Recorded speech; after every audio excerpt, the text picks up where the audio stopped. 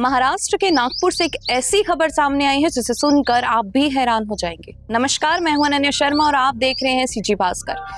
होली में बस एक कलर लगाने की वजह से एक नानी ने अपने ही नाती के ऊपर गर्म खौलता हुआ पानी डाल दिया।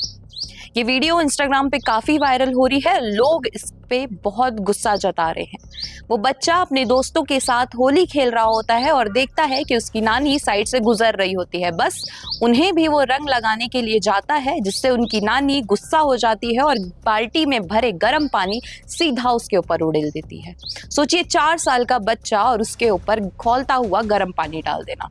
सिर्फ वो मासूम बच्चा कलर लगाने ही तो आया था। ये घटना नागपुर के कोराड़ी एरिया की बताई जा रही है। छोटा सा बच्चा ओम हरीश वांगे दूसरे बच्चों के साथ होली खेल रहा था, पिचकारी से रंग उड़ा रहा था और मजाक में अपनी नानी को भी रंग लगाने की कोशिश की। अब वो बच्चा बुरी तरह झुलस गया है और अब नागपुर के हॉस्पिटल में उसका इलाज चल रहा है। इस घटना की वीडियो जो है वो इंस्टाग्राम में पूरी तरीके से वायरल हो रही है, काफी तेजी से वायरल हो रही है और लोग इस पे काफी गुस्सा जता रहे हैं। आप सोचिए, एक मासूम के सिर्फ कलर लगाने पर इतना बड़ा कदम उठाना किस हद तक सही है।